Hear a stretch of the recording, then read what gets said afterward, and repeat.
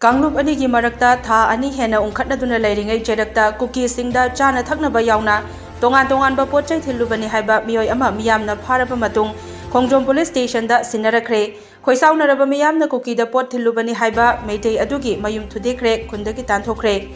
Kuki da Potchei Thillambagi maralda pharaba miyoi adudi tekcham laibung laikaidagi naurem kemer chahi 32 apokpa laikhidraba naurem ingocha kawi hairi khoisaunaraba khungi Miyamna ngarang nungthil mifam pangthoktuna mahakpu Khundagi leihandanaba wareb laukraba matung ngasi nungthil miyam horaktuna Mayum Thudekhibani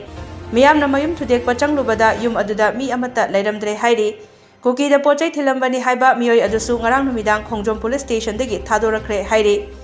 Thawdok asi ngarang nungthil pung 3 rom tabada Thobal district ki Langathel mamangda leiba Hangoipat ki area da thokibani Langathel mamangi chingda bolero amada laklaga nongmai paiba miyoi khara kumtharakpa Miyamna lapna unaki tungda bolero da lakpa miyoi sing aduna handuna chatkraba matung activa ama thauraga naurem kemer chinglomdagi kumtharakpada Miyamna phaduna wa hangbada Kuki da Potchei Thillubani haiba khangbangambaga loinana police da sinarakibani hairi